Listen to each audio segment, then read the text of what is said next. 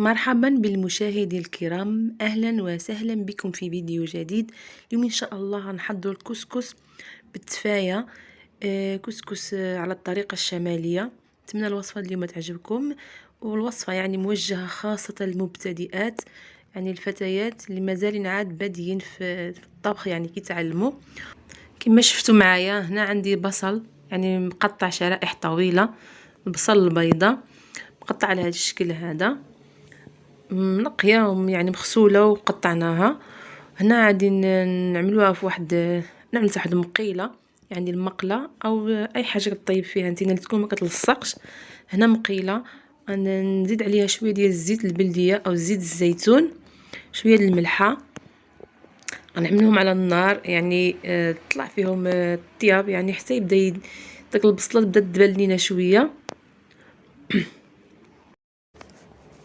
غادي نغطيهم باش دغيا ندخل عليهم الطياب.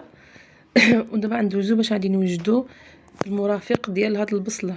هنا بالنسبه للبصل باش غتجينا يعني معسله والحلوه، غادي نزيد عليها. هنا عندي الزبيب راه مغسول، يعني ورقدته واحد 4 ساعة في الماء، غسلته وصفيته صافي. هنا غادي نزيدو على البصله ديالنا باش حتى هو يطيب معاها.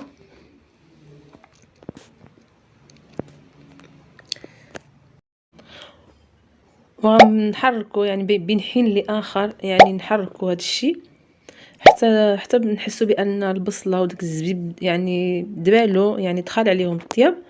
من بعد غادي نزيدو المقادير اخرى.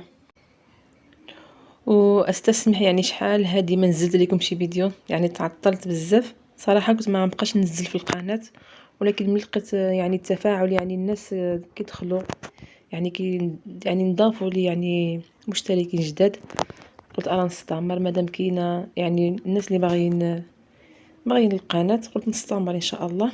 صافي هنا زدنا واحد المعلقه ديال القرفه وشويه ديال الابزار وشويه ديال الملون غذائي الزعفران. غنحركوا هاد المكونات.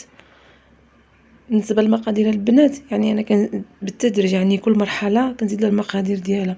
دابا هنا باقي لي واحد المكون غادي نزيدو في الاخير. صافي غادي نغطي على البصله ونخليها يعني حتى يدخل لاطيب مزيان. في الاخير ان شاء الله غادي نزيدو لها يعني المقادير الاخرين وصافي. يعني هنا خلينا ديك البصله كطيب، دوزنا باش نوجدو الدجاج. هنا عندي واحد الفروج يعني كبير، عندي الربيع والقزبر والمعدنوس، عندي الثومه، وعندي واحد نص حامضه مصيره، وعندي البصله. غادي نشلضو، المهم ما نشلضهمش، انا غادي نطحنهم في الطحانه الكهربائيه بحال اللي كتشوفوا في الفيديو. غادي نطحن كل شيء وخليكم معايا. وطبعا يعني الدجاج او الفروج راه عندنا يعني مغسول منقي، مغسول بسكينجبير بالليمون والملحه، نقي مزيان ديك الجلود ديالو. ما صورتش معكم يعني صورت الفيديو ولكن تمسح لي. المهم ما علينا، يعني الطريقه ديال التنظيف راه يعني كانت معروفه. صافي هنا طحنا داك المقادير كاملين. غادي نزيد القرفه، سكينجبير، الزعفران، الابزار والخرقوم والملحه طبعا. الزيت ما نزيدهمش دابا، الزيت ما نعملش دابا الزيت والسمن ما نعملهمش دابا. صافي هنا غادي نحركوا هاد المكونات مزيان، وغادي نشرملو الدجاج ديالنا يعني من جميع الجوانب، نحاولوا ندخلوا هذيك الترميله من جميع الجوانب. وكالعاده نذكركم يعني بالاشتراك في القناه الى عجبكم المحتوى، وضغط على زر الاشتراك والجرس باش يوصلك الجديد، تشجيعا على الاستمراريه. وهذا ما كان البنات، نتمنىكم يعني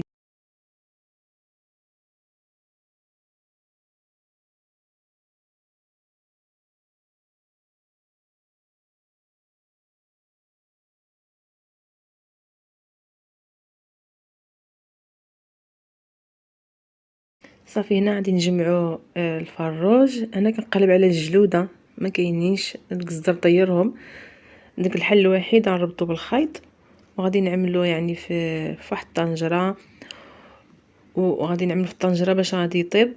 صافي غنزيد عليه ديك الترموله اللي بقات لي في القصعه، غنضيفوا عليها زيت بلديه او زيت الزيتون وغنعملوها فوق النار، يعني نشعلوا على البوطه نخليوها يعني تشحر واحد ربع ساعه حتى 20 دقيقه، ومن بعد نزيدوا عليها المرق ونخليوها يعني طيب على خطره.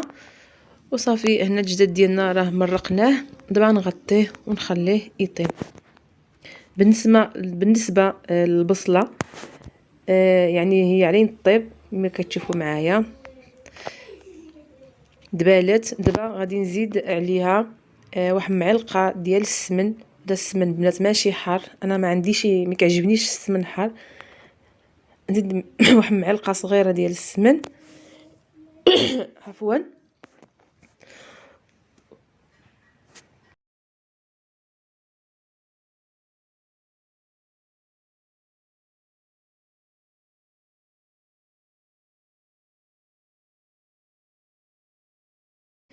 نحاولوا نحركوا مزيان داك السمن يدخلنا في البصله، يعني تيدوب مزيان ونحركوا بهذه الطريقه. من بعد يعني الا لقيتوا البصله ديالكم يعني مازال واقفه شويه، يعني ما دبلتش مزيان، هنا انا بنت لي بحال اللي مازال خصها شويه باش تزيد تعسل، غنزيد ليها واحد شويه ديال المرق ديال الدجاج. صافي يعني شفتوا يعني واحد نص كاس، ما كاملش نص كاس، ربع كاس ديال المرق ديال الدجاج. هنا غنحرك مزيان، وفي الاخير غادي نزيدو البنات السكر حسب الرغبه، يعني واش بغيتيها حلوه بزاف او لا غير شويه. واللي عندها العسل بغات تعمل العسل يعني يمكن لا تزيد العسل، انا هنا اكتفيت بالسكر، هو اللي عندي واجد، يعني هو اللي عندي حاضر في هذه الساعه هذه.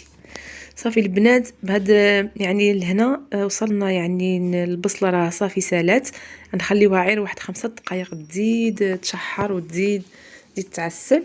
صافي بالنسبه للبصله حنا سالينا منها. دابا ندوزو الكسكس. الكسكس عندي هنايا النوع هذا، كلك تستعمل اي نوع بغيتي.